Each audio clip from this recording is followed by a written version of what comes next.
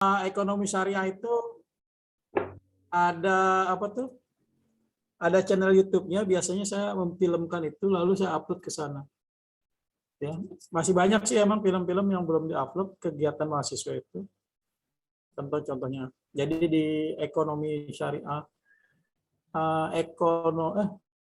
Mupisyar ya, Mupi Eksyar atau Eksyar Movie lah, nggak ngerti lah, lupa. Yang kemarin lah linknya saya kirim lah ya di grup kemarin ya. Nah nanti kalian buatlah seperti itu, para mahasiswa terserah caranya seperti apa, mau menggunakan HP atau mungkin DSLR lalu diedit sebagai kreativitas, lalu nanti ditayangkan sebagai apa pesan moral dari mahasiswa kepada pembaca dan yang lihat channel itu, ada pesan moral yang disampaikan. Gitu ya. Nanti dibuat, kita buat itu lalu disetorkan, nanti kita tonton sama-sama di akhir kuliah kita ini. Kira-kira sudah punya ide semua ya. Buatlah semenarik mungkin. Lalu yang selanjutnya ada yang terlewat nih untuk membuat poster. Nanti minggu depan ini poster ya. Posternya itu bisa dibuat seperti flyer, tahu nggak flyer? Ya. Jadi bentuknya seperti flyer.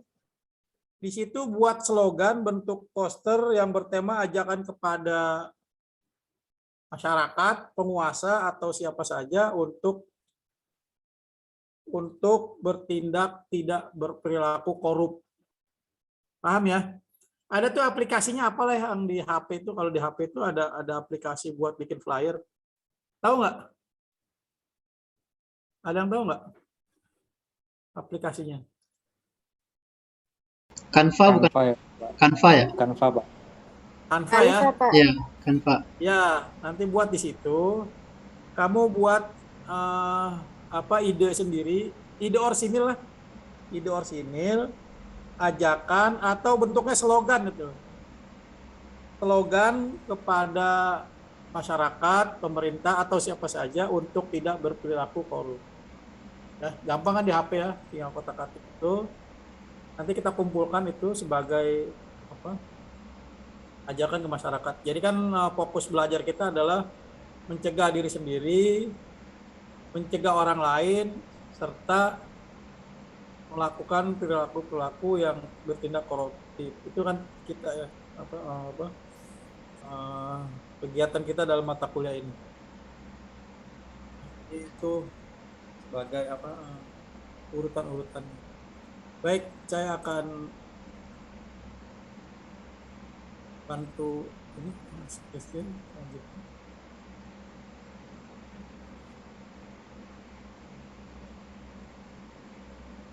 Kayaknya kuliahnya muter-muter ya, dari agama ke umum, nanti balik lagi ke umum lagi, matematika dan segala macam. Nah, di sini saya akan menjelaskan tentang faktor penyebab korupsi. Ya.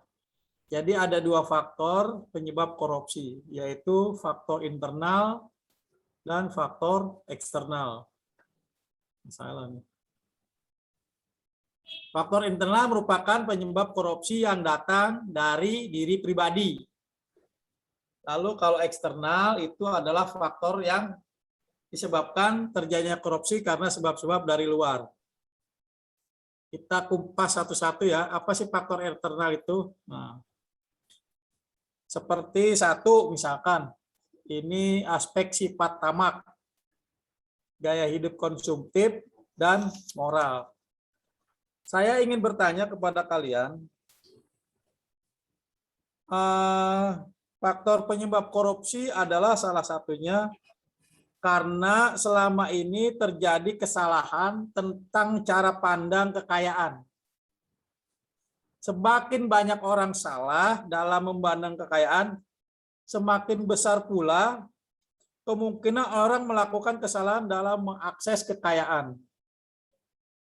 Nah, yang jadi pertanyaan saya, bagaimana menurut Anda semua menurut Anda perilaku orang-orang yang memandang kekayaan dan uang sebagai sesuatu hal yang punya arti segala-galanya? Bagaimana bentuk penyadarannya? Saya minta pendapatnya dong. Lauza, coba kasih pendapat saya. Bagaimana menurut saudara perilaku orang-orang yang memandang kekayaan dan uang sebagai suatu hal yang punya arti segala-galanya? Lauza? Mohon maaf Pak, tidak terdengar Pak. Oh, iya. Lagi di kafe kah? Lagi di kantin kampus Pak. Habis ikut rapat. Baik, saya nanya ke Rai deh. Rai, silakan dijawab Rai. Bagaimana menurut Rai tentang orang-orang yang memandang kekayaan dan uang sesuatu yang punya arti segala-galanya? Menurut Rai apa?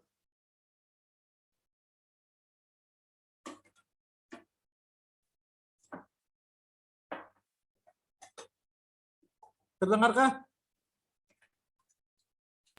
Terdengar, Pak. Dinar, coba Dinar jawab Dinar. Menurut pendapat Dinar.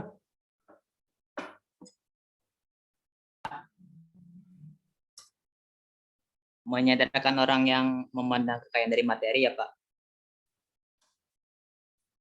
Ya, jadi kan selama ini orang memandang kekayaan itu sebagai sesuatu yang wah gitu ya. Dan ini saya kira ini menjadi suatu kesalahan. Memandang kekayaan itu menjadi segala-galanya. Bagaimana menurut pendapat Dinar dan bagaimana bentuk penyadaran yang tepat? Silakan. Mungkin karena pengaruh barat sih, gaya hidup hedonisme yang masuk ke Indonesia. Jadi kebahagiaan diukur dari materi. Jadi banyak memaksakan, akhirnya berambisi dapat harta lebih dari jalur yang haram. Terus itu penyadarannya mungkin menawarkan lewat jalur spiritual gitu tentang kebahagiaan dari dalam. Gitu aja Pak mungkin. Terima kasih. Baik, terima kasih. Muhammad Ekal. Kita kadang-kadang suka melihat sebenarnya itu suatu kesalahan memandang itu kesalahan cara pandang melihat kekayaan. Nah, bagaimana menurut Haikal orang yang seperti itu dan bagaimana cara yang tepat untuk menyadarkannya? Silakan berpendapat. Assalamualaikum Pak, mohon maaf sebelumnya saya baru saja bergabung, baru selesai sholat. Mungkin saya nyimak yang lain dulu. Baik, terima kasih. Apa Pak? Ya. Oke, lanjut. Ini memang sudah menjadi menjadi karakter manusia sebagai orang yang ingin menjadi lebih kaya, ingin selalu menumpuk kekayaan. Itu udah menjadi hal yang manusiawi lah setiap manusia. Cuman memang cara mendapatkannya itulah yang berbeda-beda caranya. Ya, di sini saya akan menjelaskan tentang faktor internal. Nah, mungkin karena itulah orang-orang jadi berburu kekayaan sehingga apapun caranya dia lakukan.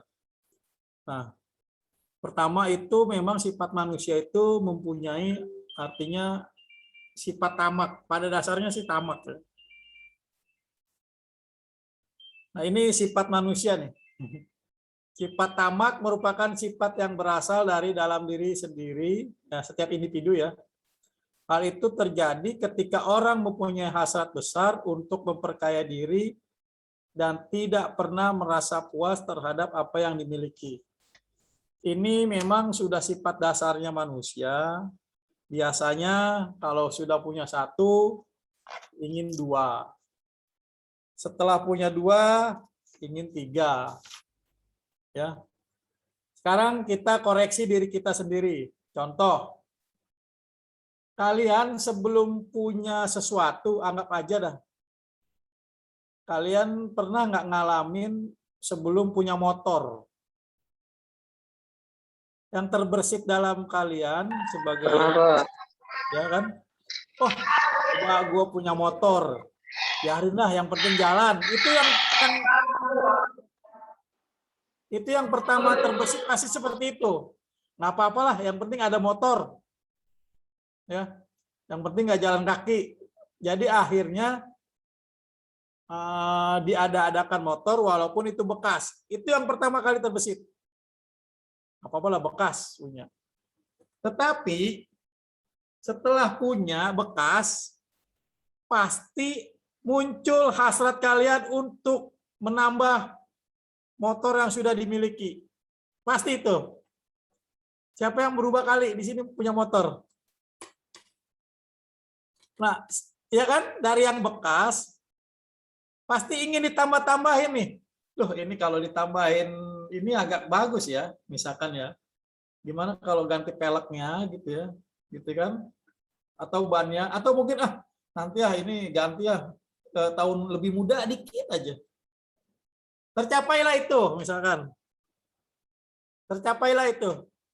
Lalu pasti setelah itu, setelah dimiliki yang itu pasti akan bertambah lagi. Nah, itu emang sudah hasratnya. Sekarang saya bertanya nih, adakah yang pengalaman seperti ini? Ada Pak. Siapa yang mau bercerita? Eka? Boleh Pak. Ya kita mengoreksi ini pribadi ya, mengoreksi sifat manusia diri kita sendiri. Gimana Eka? Dulu waktu belum punya, seperti mungkin yang barusan contohkan, saya dulu belum punya kendaraan dan berkeinginan punya kendaraan. Nah, tapi setelah punya, kok kayaknya ada yang kurang nih, ibarat dicat velgnya, ditambahin ini, tambahin itu. Saya cat lagi aja motornya atau lain-lainnya. Terus lihat mungkin yang namanya kendaraan ataupun produk selalu ada pembaruan ya Pak, dari perusahaan. Akhirnya datanglah iklan baru produk tersebut. Merasa punya keinginan untuk mempunyainya juga gitu. Wah, kalau saya punya generasi yang terbaru, kayaknya keren nih, ibarat seperti itu. Rasa tidak puasnya itu selalu ada muncul gitu Pak. Kalau tidak dikontrol, itu akan menjadi hal yang menjerumuskan juga sih. Maksudnya keluar biaya yang padahal tidak sangat diperlukan gitu. Jadinya mubazir nanti. Yang ingin saya garis bawahi di sini adalah sifat manusianya itu ya seperti itu. Pasti semua begini deh. Ya enggak? Sekarang saya tanya, Nona, sifat Nona sendiri ada nggak seperti itu terbangun sebagai manusia? Ada Pak. Coba ceritakan. Ya, jadi kan ini kan ada sih motor. Terus niat yang baru nih, warna baru, pengen yang itu. Terus ya teman-teman juga kayaknya bagus-bagus banget. Jadi kita pengen memperbaiki gitu Pak, biar lebih bagus lagi. Nah, dari situ kan tercermin bahwa manusia itu, jadi saya tidak bisa tunjuk satu persatu si ini siapa ya. Itulah manusia gitu ya pada intinya. Pada dasarnya seperti itu.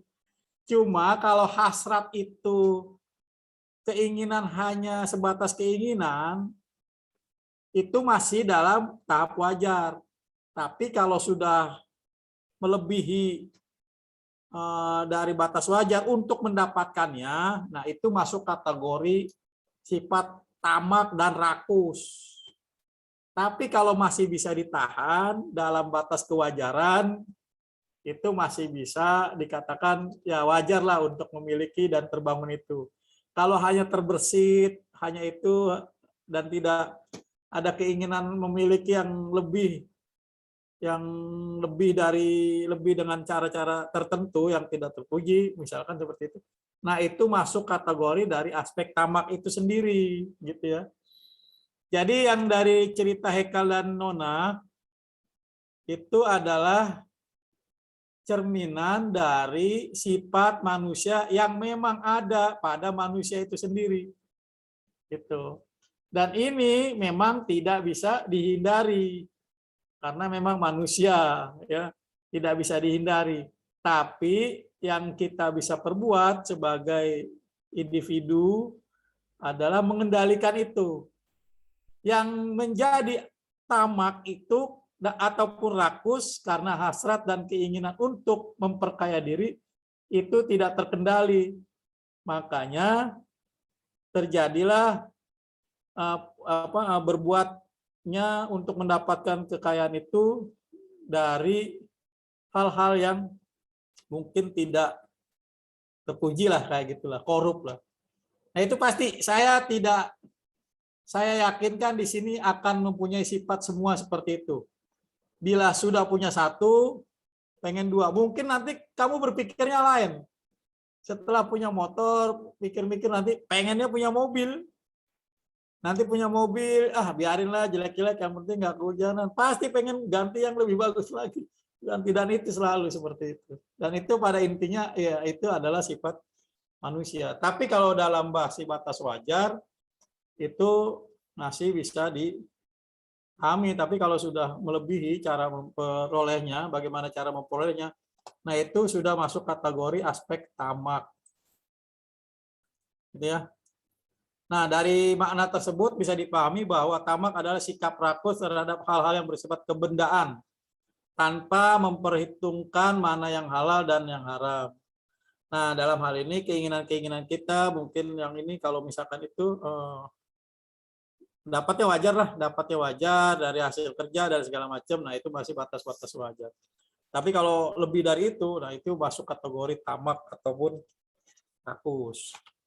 Gitu ya. Lalu yang kedua, misalkan aspek gaya hidup konsumtif. Nah ini di zaman sekarang gaya hidup konsumtif ini sepertinya menjadi suatu tren.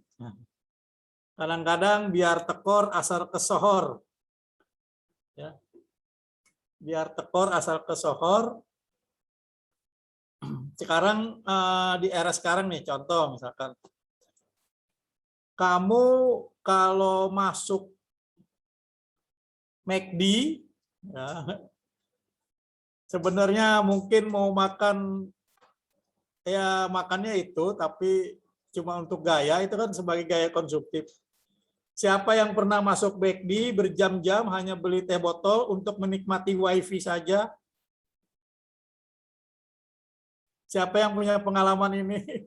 Masuk ke rumah makan kuliner, ya belinya cuma donat satu buah, lalu minum berjam-jam, main HP untuk nikmatin wifi. Siapa yang pernah begini? Ayo. Di McD kita cari wifi gratisan lah biar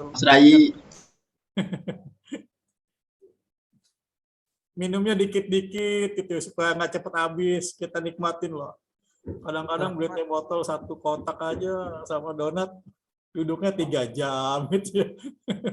Pansosnya pansos, Pak. Kenapa, Rai? Pansos. Ke kafe beli mie instan. Ya. Nah, sekarang kita nih kumpul nih di mana nih? Misalkan di Jeko atau di mana? Kumpul duduk aja, kopi bareng di situ. Ngeriuh aja gitu ya. Terus udah duduk. Ini yang bikin aneh juga. Udah duduk kumpul bersama-sama, tidak ngobrol. Malah main HP masing-masing. Iya nggak? Iya, Pak. Itu, Pak. Itulah salahnya. Iya kan? Kita ketemuan yuk. Di mana? Di McD atau di mana ya? Jeko atau di apalah gitu ya. Begitu ketemu, pesenlah makan ya. Coba kamu perhatikan deh. Pasti semua pada main HP masing-masing. Jadi yang dekat terlihat seperti jauh, yang jauh seperti dekat. Kotak-katik kagak ngobrol tuh. Siapa yang punya pengalaman ini?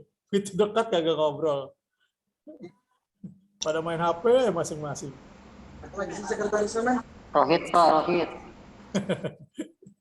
Nah, ini kalau saya menarik ini, jadi kalau saya menarik ini, jadi pergunakan waktu apa yang seharusnya di situ gitu ya. Kalau kamu lagi main, bertemu teman, nikmati aja dulu sepuas-puasnya yang ada di situ. Ketemu teman, bercanda dan segala macam di situ. Jangan menggunakan HP-nya. Atau mungkin kamu lagi ini nih, jalan-jalan ke kebun ya, kebun teh atau segala macam.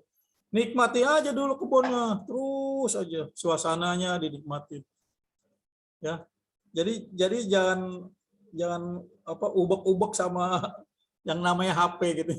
Ini yang disebut dengan aspek gaya hidup salah satunya yang sekarang seperti itu kan. Nah, ini saya bacakan lagi nih. Pada era modern ini, terutama kehidupan di kota-kota besar merupakan hal yang sering mendorong terjadinya gaya hidup konsumtif. Oleh karena itu, apabila perilaku konsumtif tidak diimbangi dengan pendapatan yang memadai, maka hal tersebut akan membuka peluang seseorang untuk melakukan berbagai tindakan demi memenuhi hajatnya. Jadi, kebutuhan seorang istri pejabat dengan gaya hidupnya, dengan teman-temannya yang wah, yang misalkan gajinya cuma 5.000, gaya hidupnya 10.000. Ya, suami pejabatnya terpaksa harus mencari lebih untuk mengimbangi si istri pejabat untuk hidup konsumtif dengan teman-temannya, seperti itu misalkan. Nah, bagaimana cara mendapatkannya ini? Nah, berbagai cara lah dibuat seperti itu. Ya. Nah, ini juga mempengaruhi ya gaya hidup konsumtif sebagai aspek penyebab dari korupsi. Ya, konsumtif itu bisa dari, kalau pejabat itu kan bisa dari dirinya sendiri, atau mungkin dari gaya hidup anaknya, atau dari gaya hidup istrinya. Ya, nah itu akhirnya dia berpikir untuk mencari tambahan di luar penghasilan yang memang seharusnya dia dapat sebegitu gitu ya. Gaya hidup konsumtif. Ya, untuk ini akhirnya berbagai cara dibuat. Ya. Lalu ada lagi moral. Ini saya nggak nulis moral. Moral. Ini yang terpenting nih. Seorang yang moralnya tidak kuat cenderung mudah tergoda untuk melakukan korupsi. Ya. Godaan itu biasanya berasal dari atasan, teman sejawat, bawahannya, atau pihak lain yang memberi kesempatan untuk itu. Jadi intinya beginilah. Nah, intinya begini. Pada dasarnya manusia itu emang baik. Baik. Semua yang ada di sini insya Allah adalah baik. Tetapi itu timbul menjadi tidak baik karena pimpinannya. Satu. Misalkan nih, pimpinannya memang niat untuk melakukan korupsi. Lalu kamu yang tadinya baik, ya, karena kecebur dalam satu lingkaran komunitas itu, gitu ya. Jadi dipaksa untuk melakukan itu karena moral itu. Jadi kembali lagi ke imannya ya, kembali lagi ke imannya, kekuatannya. Ini ada aja godaannya, gitu ya.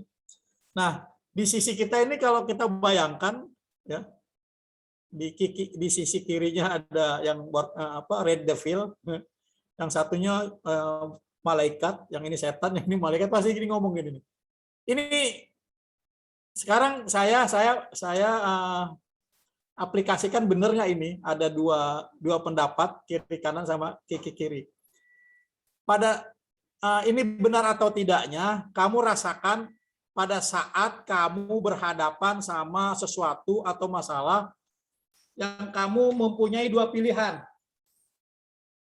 Lakukan atau tidak? Lakukan atau tidak? Pernah nggak? Nah, yang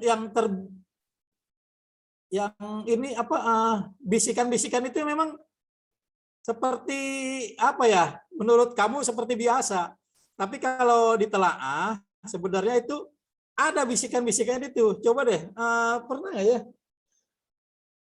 Jadi bergumamnya itu dalam hati, di hati itu. Begini, kayak perang itu loh hati kamu itu loh. Kayak perang itu, hati manusia itu kayak perang. Kayak perang, dalam hatinya. Ini mana loh yang harus kita ambil? Itu ada bisikan-bisikan itu. Itu terjadi di hati ada. Nah, saya tidak bisa ini ya, ambil contoh ya. Nanti rasakan deh, rasakan oleh kamu sekalian, bila mana ada dua pilihan yang pada saat itu kamu harus memilih. Itu lalu timbul tuh bisikan-bisikan hati itu. Ya. Coba deh, nanti rasain deh. Kalau ada ini deh. Atau mungkin ada yang mau bercerita. Ada Pak, boleh? Ya, coba Neng. Ya, kemarin kan gini ya Pak, maksudnya saya kan lulusan tahun 2020 kemarin, terus saya kerja dulu kan gitu. Awalnya tuh maksudnya diajakin sama teman kuliah yuk katanya gitu. Awalnya sih nggak mau gitu, soalnya takut capek gitu ya kerja sambil kuliah. Tapi akhirnya teman ngeyakinin gitu. Tapi masih bimbang juga, masih bingung gitu antara kuliah apa kerja aja gitu. Terus tapi akhirnya milih sih buat kuliah sambil kerja gitu. Ya udah nggak apa-apa dicoba dulu kalau misalnya insya Allah mudah-mudahan kuat gitu. Tapi alhamdulillah Pak sekarang jadinya kuliah sambil kerja juga. Ya. Nah, maksud saya Neng dalam memilih itu ya kan ada dua pilihan dan kebimbangannya. Ada nggak bisikan-bisikan hati yang terdetik di dalam hati? Ada nggak? Ada Pak. Antara iya apa enggak gitu. Nah, itulah yang dinamakan bisikan-bisikan ajak-ajakan itu. Memang secara gaib memang tidak nampak kayak itu, tapi memang itu real. Itu salah satu contoh keputusan yang akan diambil oleh Neng dalam kuliah. Ada juga mungkin di contoh-contoh lain dalam yang buruk atau yang baik. Ini uang ambil atau enggak ya? Ini uang atau ambil enggak? Kalau misalkan kamu nemu dompet deh, taruh deh. Ini uang ambil jangan ya? Ini uang atau ambil. Nah, itu selalu ada bergelut di dalam hati, itu pasti ada dua pendapat. Ya. Jadi kalau kita melihat komik atau ilustrasi film kan sudah ada ya, sisi kiri malaikat, sisi kiri setan. Itu selalu ada. Dan itu memang seperti nyata kalau kita rasakan sekarang. Gitu. Iya, Pak. Coba rasakan ya. Rasakan seperti itu. Ya. Kayak Mas Rai. Rahmat. Iya kayak Mas Rai Pak, katanya bertahan atau dilanjutkan ini. Nah, siapa Rai? Iya. Itu kan pasti ada detik-detik hati terbisik ya kan? Pasti itu. Nah, ini saya mengutip ya, yang baik itu datangnya dari Tuhan, ya, dari Allah, yang jelek itu datangnya dari setan. Kan seperti itu ya. Nah, tolong sadari bila mana ada bisikan-bisikan yang dalam hati bergelut ya dalam hati kita, sehingga kita ya ini saya harus gimana sih, begini dan segala macam, itu ada itu bergumam hati ya. Jadi memang bukan sesuatu yang hanya sekedar cerita, tapi ini memang nyata. Nah, di sini yang saya akan ambil dari moral ini, yang moral. Begitu pimpinan memerintahkan kamu untuk melakukan tindakan korupsi, ya ini kan bergulut juga nih. Nah, tadinya kamu baik sebenarnya. Misalkan mahasiswa di sini setelah jadi pejabat, awalnya begitu keluar jadi mahasiswa, selesai kuliah, lalu jadi pejabat baik. Begitu masuk, kenalah moralnya sama pimpinan, ya, kenalah moralnya sama teman sejawat, kenalah moralnya karena bawahannya. Nah, ini itulah yang jadi akhirnya karena sudah kena sama atasan, sama teman sejawat, sama bawahan, jadi menjadi suatu kebiasaan akhirnya. Terus akhirnya udah kamu akhirnya berdarah-darah lagi kalau sudah begitu. yang tadinya bersih, suci gitu ya, belum berdarah-darah. Karena lingkungan dan moral sekitar, jadi akhirnya terbawa-bawa. Seperti itu. Nah, nanti kamu udah jadi pejabat, jadi pimpinan, masuk lagi nih mahasiswa yang baru, daftar kerja ke lingkungan kamu begitu lagi. Jadi mupukin lagi. Nah, sebaiknya sih memang mesti dipenggal satu generasi. Kosongin semua, yang baru semua. Jadi sistem yang tidak baiknya itu terpangkas seperti itu. Ya. Jadi kalau ibarat kata cerita sih, kalau kulit bergaul sama Al-Quran, kulit bergaul sama Al-Quran, setiap kali dibaca kulitnya dicium. Ya kan dulu kan zaman dulu bikin Quran sama kulit, setiap selesai baca Quran dicium. Tapi kalau kulitnya bergaul sama beduk, ya zuhur dipukul, geblak. Asar dipukul lagi, maghrib dipukul lagi. Ya dipukulin karena bergaul sama beduk. Ya, jadi di sini moral itu bisa berubah bila masuk satu lingkungan tertentu. Gitu ya. Kalau kamu bergaulnya sama tukang minyak wangi, kamu wangi terus. Bergaulnya sama tukang ini yang bau-bau gitu, apalagi yang bau ketek. Siapa di sini yang bau ketek? Maaf ya. Ya bau terus gitu ya. Jadi begitu ya. Jadi moral itu bisa juga berubah karena faktor pimpinan, teman sejawat ataupun bawahan.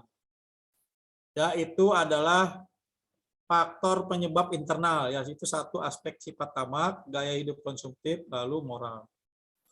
Ada lagi aspek sosial di internal itu. Apa sih aspek sosial itu? Perilaku korup dapat terjadi karena dorongan keluarga. Ya. Kaum behavioris mengatakan bahwa lingkungan keluargalah yang secara kuat memberikan dorongan bagi orang untuk korupsi dan mengalahkan sifat baik seseorang yang sudah menjadi traits pribadinya. Ya. Lingkungan dalam hal ini malah memberikan dorongan dan bukan memberikan hukuman pada orang ketika menyalahgunakan kekuasaannya. Nah, ini aspek sosial. Jadi dorongan keluarga juga bisa mempengaruhi menjadi penyebab faktor internal korupsi. Orangnya sih baik, keluarganya. Tentu keluarga ini macam-macam ya. Ada yang dari keluarga inti, atau mungkin dari keluarga sebelahnya, om, tante, bibi, atau siapa saja, itu juga bisa menjadi faktor penyebab. Di sini ada yang sudah berkeluarga? Di sini ada yang sudah berkeluarga belum? Di kelas ini? Belum, Pak. Belum ada ya? Satu pun belum ada? Belum. Oh, masih jomblo wati. Belum semua ini, Pak.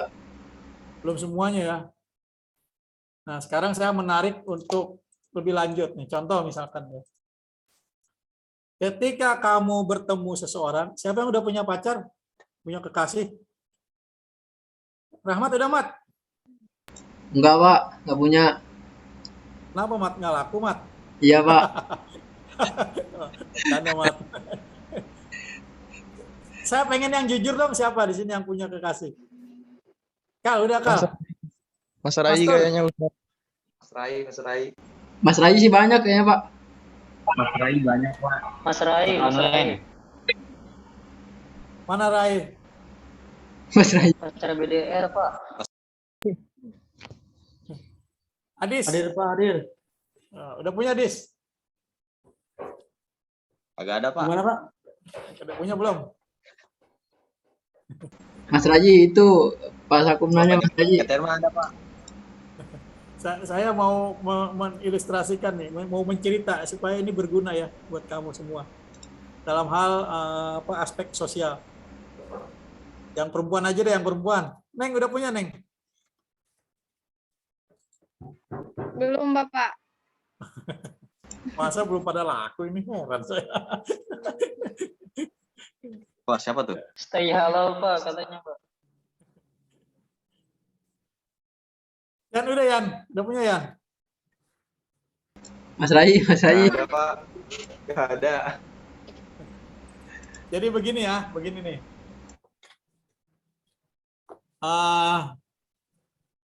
Kamu itu kan sekarang posisi adalah yang sendiri, ya, dari keluarga terpisah dengan salah satu calon, gitu ya, itu ilustrasinya. Jadi kamu itu begitu ketemu sama sang calonnya itu berarti kamu sudah harus mempersatukan dua perbedaan keluarga, ya. Ini yang pertama gini dulu deh. Kamu harus persamaan persepsi kamu dengan calonnya. Itu yang pertama. Itu kan udah dua karakter yang berbeda. Itu sudah harus kamu satukan, ya.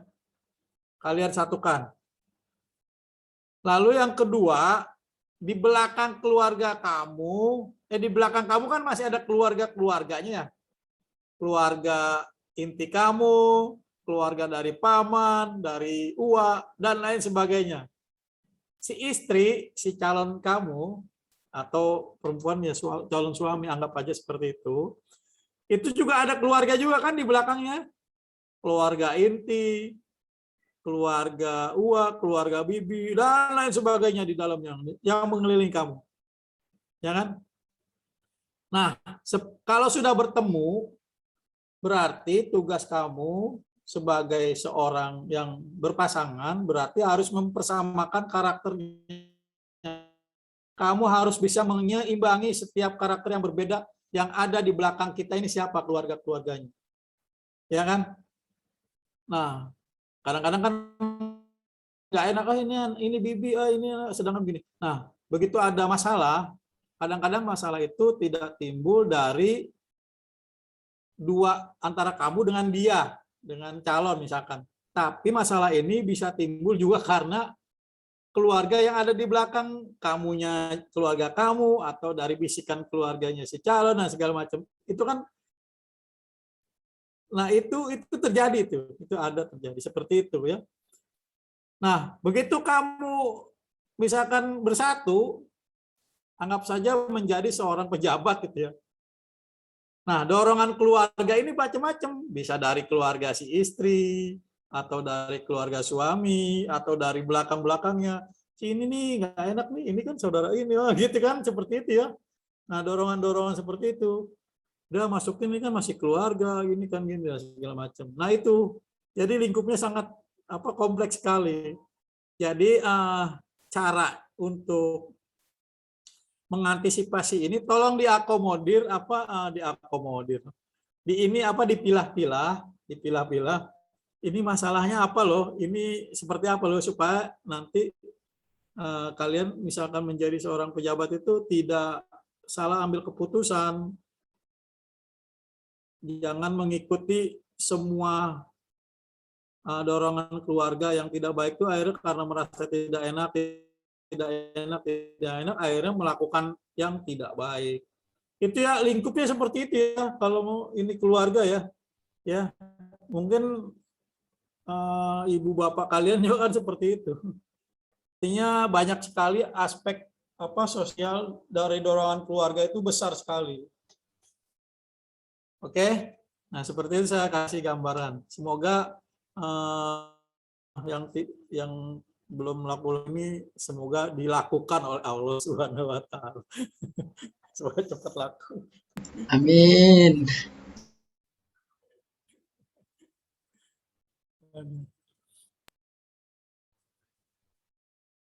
Biasanya kalau nggak ketemu di kampus ya nanti bisa kakak kelasnya, adik kelasnya gitu.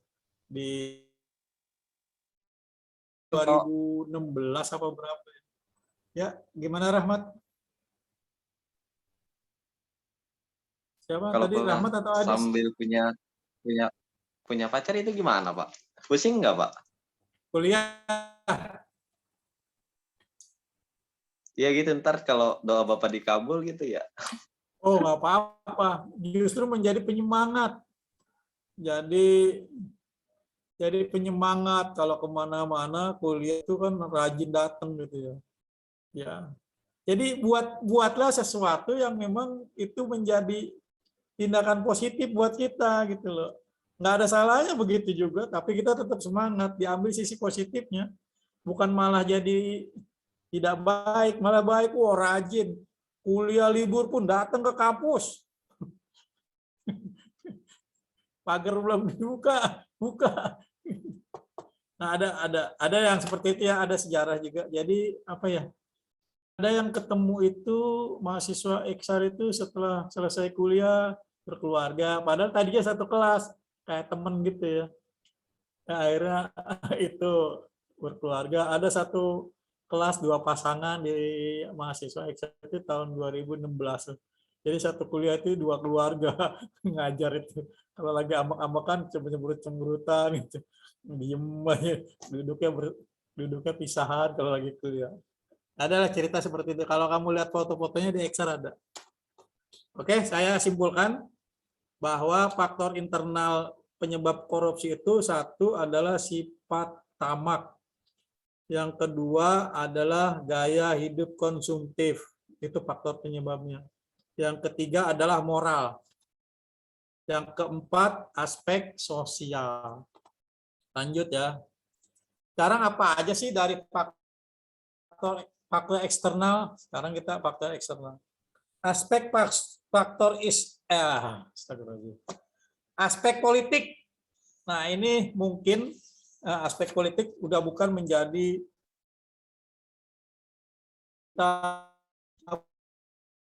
penyebab pada kegiatan pemilu ya. Ya, politik uang, politik tingkah laku yang negatif karena uang digunakan untuk membeli suara. Nah, sekarang saya mau bertanya, dapatkah saudara jelaskan bagaimana menurut kalian yang akhir-akhir ini yang bahwa politik uang itu menjadi suatu kebiasaan dan budaya? Lalu bagaimana menurut kalian cara mencegah ini? Ada nggak solusinya? Siapa yang mau berpendapat? Silakan.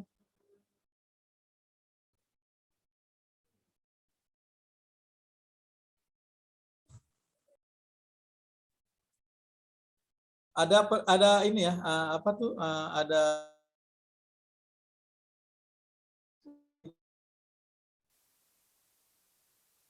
saya di kampung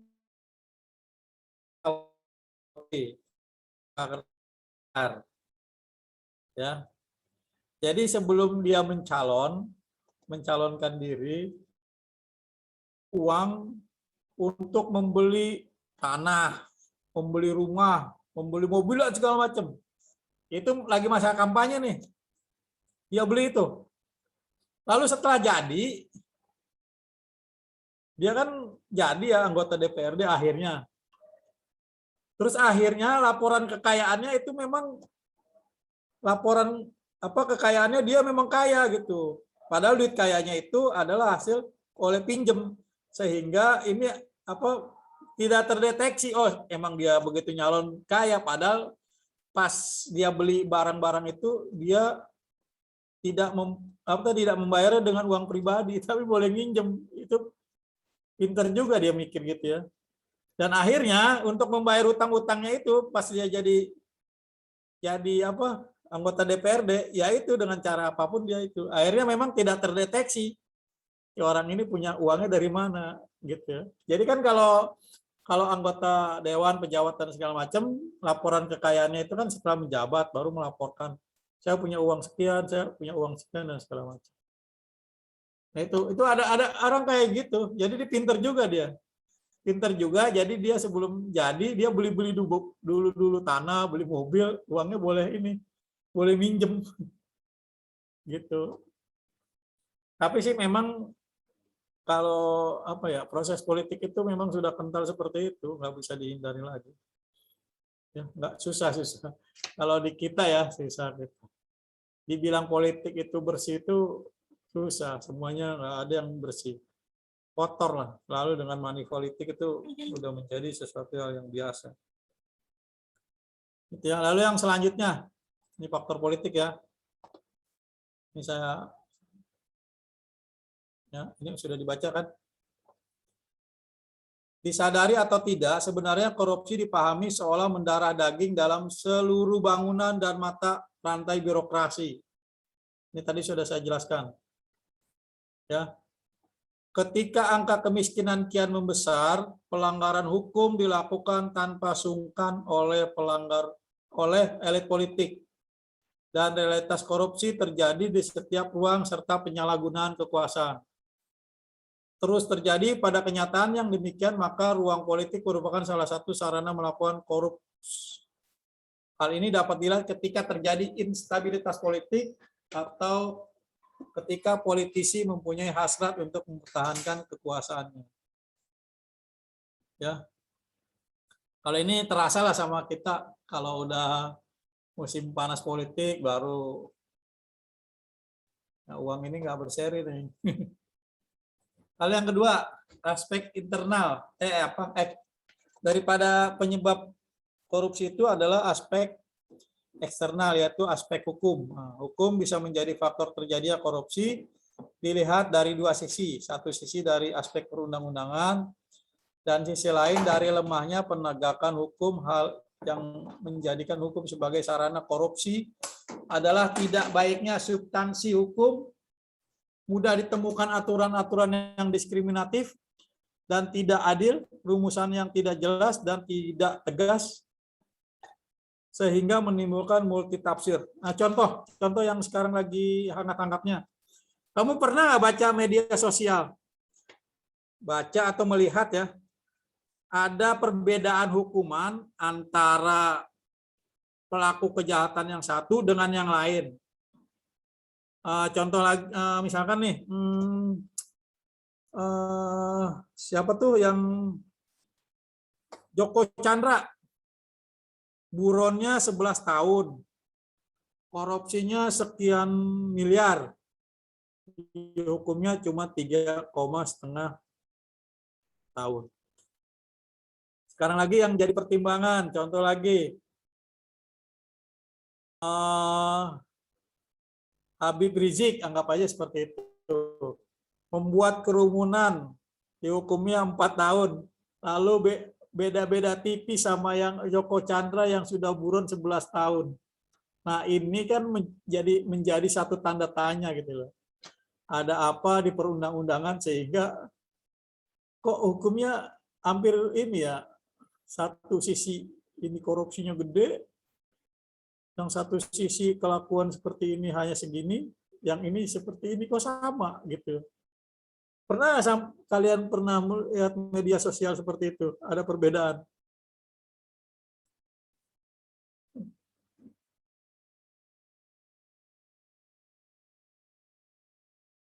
Kita lagi, misalkan ya.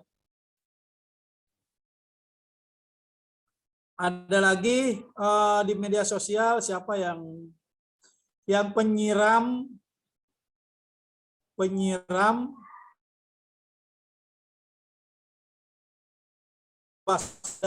dari polisi itu hanya dihukum 1 tahun karena menyiram air keras ke matanya.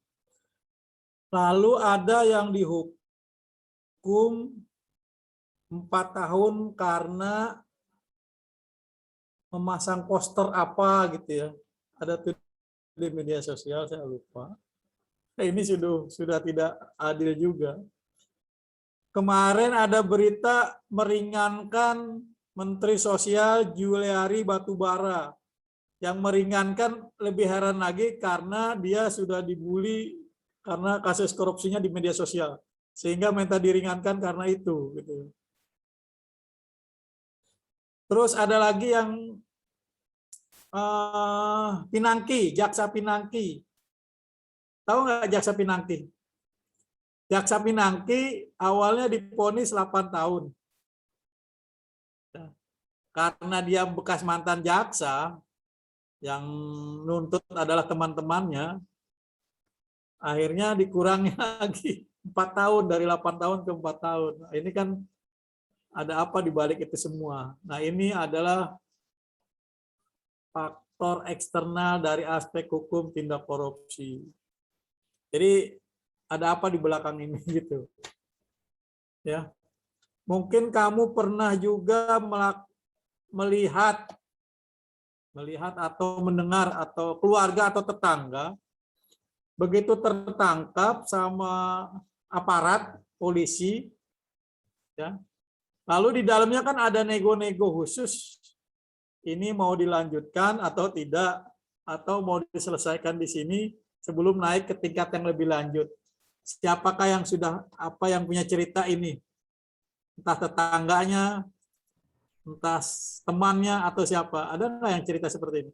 Ada yang punya cerita? Ada. Ya, boleh cerita seperti apa? Ini Pak, tangga saya kena kasus narkoba. Nah, ya gimana harus lanjut? Baru sampai polsek doang Pak.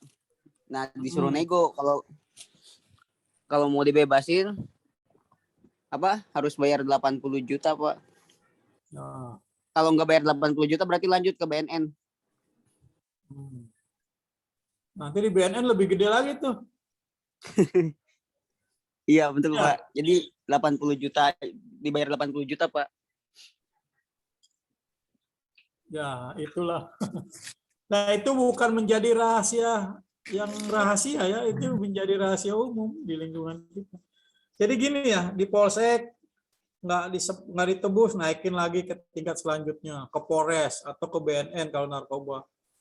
BNN tidak selesai, naik lagi. Udah sampai terakhir ke tingkat naik nih ke kejaksaan. Di kejaksaan mau dinaikin atau tidak? Itu nego lagi tuh. Ya, nego lagi. Kalau di kejaksaan itu lebih gede, makin gede, makin gede. Di kejaksaan pun kalau tidak ditebus, masuk ke pengadilan. Nah, kalau sudah pengadilan, nego lagi kan itu tingkat pengadilan, ya hakimnya, ya itu lebih besar lagi. Udah pengadilan nanti naik lagi. Jadi semakin besar. Begitu ya Ruslan ya, kayaknya ya. Di tingkat polsek sekian 80 juta, nggak tahu di BNN bisa ratusan juta lagi. Nanti di tingkat kejaksaan limpahkan lagi. Udah itu duit dulu udah. Nah itu yang kita. Nah ini kan cerita pribadi yang sesungguhnya, bukan cerita saya gitu ya, yang ada di masyarakat. Baik, lanjut ya. Lanjutnya, aspek eksternal penyebab korupsi itu adalah aspek ekonomi. Nah, ini memang sudah menjadi itu sesuatu lah ya. Faktor perekonomian juga merupakan salah satu penyebab terjadinya korupsi. Hal itu dapat dilihat ketika tingkat pendapatan atau gaji yang tidak cukup untuk memenuhi kebutuhannya. Maka seseorang berpotensi melakukan tindak korupsi demi terpenuhi kebutuhannya. Nah, ini sudah ya tadi ya. Tadi saya ceritakan. Karena Karl Marx ini peteori ya, menyatakan secara rinci menjelaskan betapa hebatnya pengaruh kuasa ekonomi terhadap kehidupan manusia. Lebih jauh ia mengatakan bahwa siapapun yang menguasai ekonomi maka akan menguasai manusia. Seluruh tindak tanduk manusia dikendalikan oleh motif-motif ekonomi. Setuju tidak? Setuju. Kalau Haikal punya uang sama teman-teman yang raktir, pasti Haikal jadi siap bos, siap juragan. Haikal, coba sekarang praktekkan. Kalau Haikal punya uang 1 kelas traktir, semua pasti Haikal dipuji-puji deh Haikal. Ruslan disembah Pak. Ya ini teori Karl Marx nih, ya. Coba deh sekarang nih, kalau misalkan coba praktek aja di sini. Nih, Haikal, besok kalau ke kampus suruh misalkan Peri, beliin ini dong makan. Ini uangnya 100.000, paling beli makan 25.000, saya ambil, pasti gesit. Berangkat.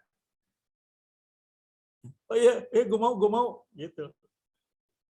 Ini uangnya 100.000, beli ini dong, beli kuaci, saya ambil aja, buat lo. Pasti berangkat, saya yakin. Kadang nggak berlaku untuk yang mageran, Pak. Nggak berlaku untuk apa, Kal? Untuk yang mager, Pak. Yang mager. Oh, tapi yang mager juga akan tergugah pasti. Jadi boleh dikatakan teori Karl Marx ini benar secara ini. Ya, secara apa ya? Secara realitanya Karl Marx ini benar bahwa siapapun yang menguasai ekonomi maka akan menguasai manusia. Seluruh tindak tanduknya. Coba deh. Ya.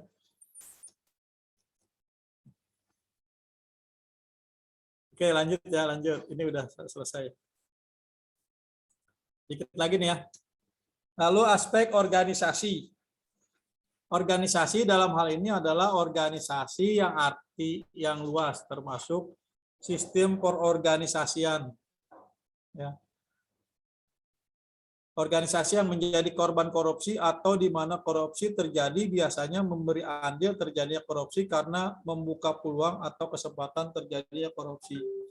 Karena kalau seseorang sudah masuk ke organisasi, jadi peluang untuk korupsi itu ada.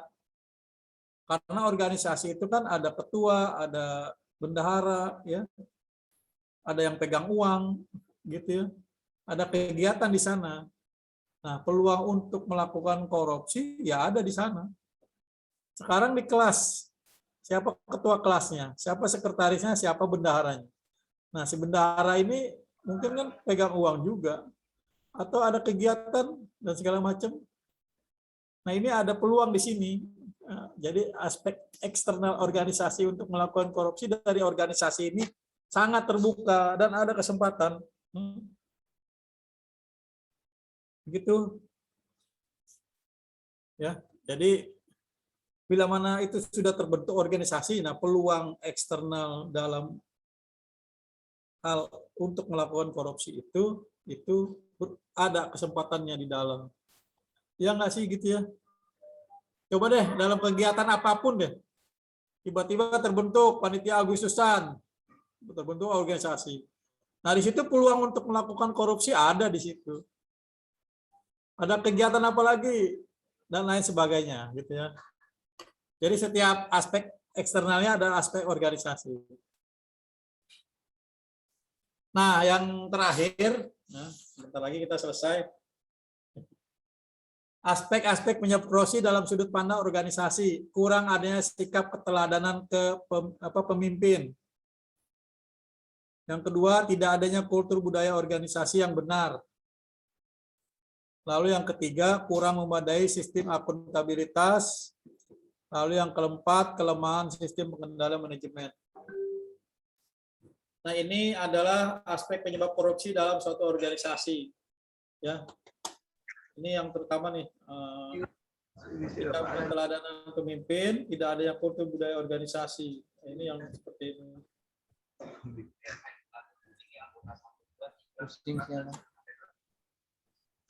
Baik, para mahasiswa sekalian, jadi kesimpulannya dalam kuliah hari ini adalah faktor penyebab korupsi itu dibagi menjadi dua. Yang pertama apa? Citra, bisa bersuara Citra? Iya, Pak. Ya, apa Citra? Faktor internal sama faktor eksternal, Pak. Coba sebutkan faktor internal Citra.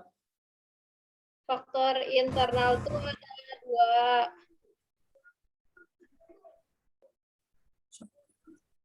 Terus dirinci. Apa saja Citra? Bentar ya, lagi lihat catatan dulu Pak.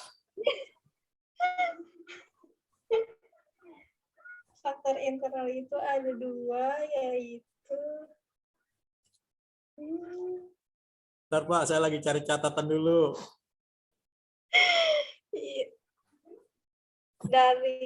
ada 3. Gaya hidup tamak, terus gaya hidup konsumtif, sama aspek sosial. Ya, lagi scroll HP nih.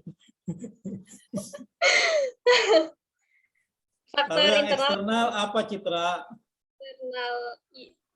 itu Saya cari dulu. ada aspek politik, aspek hukum, aspek ekonomi, sama aspek organisasi, Pak.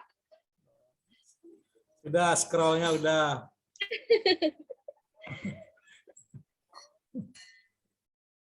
Saya sekarang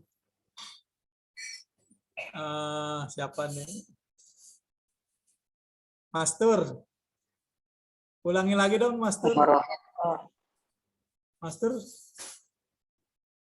Ini dalam kuliah ini ada 2 kategori nih. Ada yang menjelaskan apa yang melihat benar, ada yang ditaruh HP-nya sambil dengar-dengar gitu ya. Ada sama sekali HP-nya ditinggal di kantongin, nggak didengar. Yayan, bisa dengar saya? Bisa, Pak. Dengar. Ya, coba ulangi lagi dong, Yan.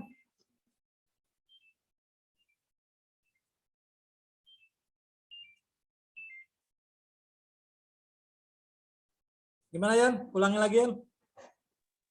Maaf, Pak, tadi nggak tapi jelas, Pak, ininya, Pak. Oh, Keluar masuk soalnya. iya, oke. Keluar masuk ya. Nona nih. Nona pasti bisa jawab. Silakan, Nona.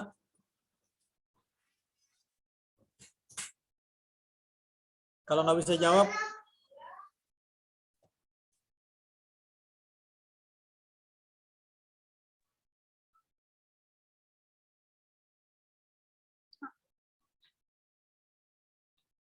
Tadi apa ya?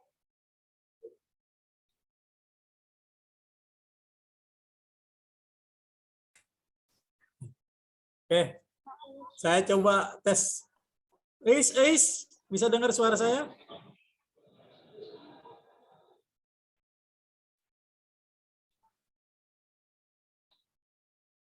Oh, ini bisa di apa di ini dipilah-pilah. Coba Intan tadi mendengarkan Intan? Intan Permatasari. Apa penyebab faktor korupsi itu apa Intan?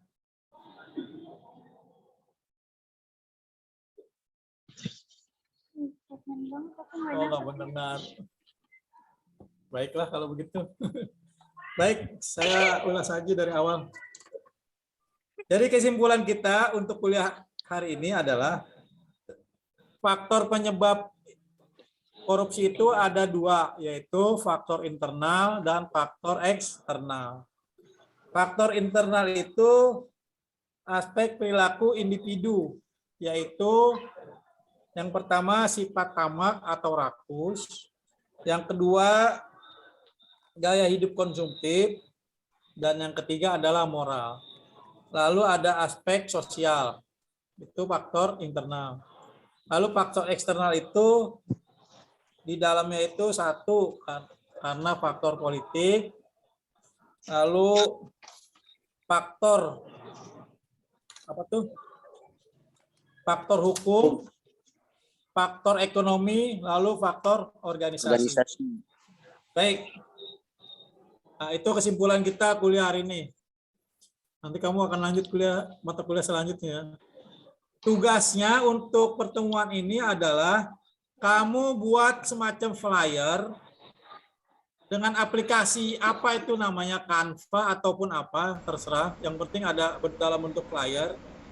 Tolong buat slogan kepada siapa saja, misalkan ke masyarakat, ke penguasa, ataupun unsur-unsur organisasi lainnya, slogan untuk membuat kalimat untuk tidak berbuat korupsi.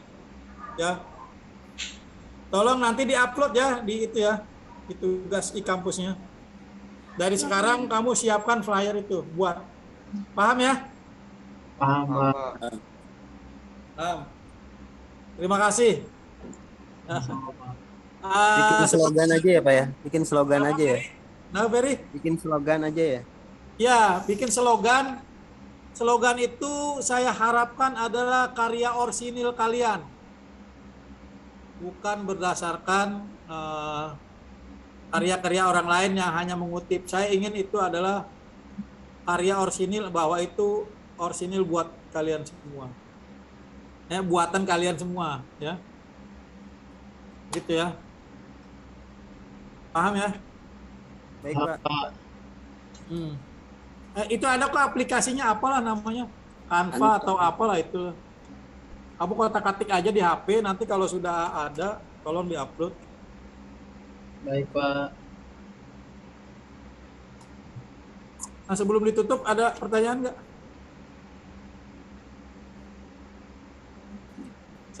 Saya tahulah ini mahasiswa dari pagi panasnya HP itu seperti apa. Kesedot pulsanya seperti apa. Jadi intinya saja lah kuliahnya. Baik, sudah. Kalau sudah tidak ada pertanyaan, saya akhiri saja kuliah kita. Tapi sebelum diakhiri, kita ambil gambar dulu ya untuk foto ya. Sebagai absensi kita, saya bisa melihat siapa yang hadir di sini. Ya, boleh nyalakan kameranya.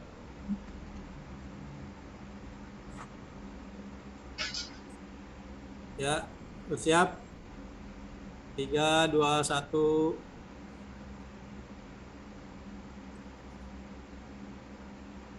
Ulangi belum, lagi. Pak. Saya ulangi lagi.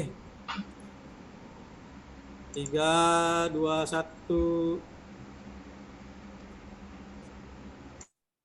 Oke. Terima kasih. Lanjutkan kuliah berikutnya ya. Semoga HP-nya nggak meledup ini.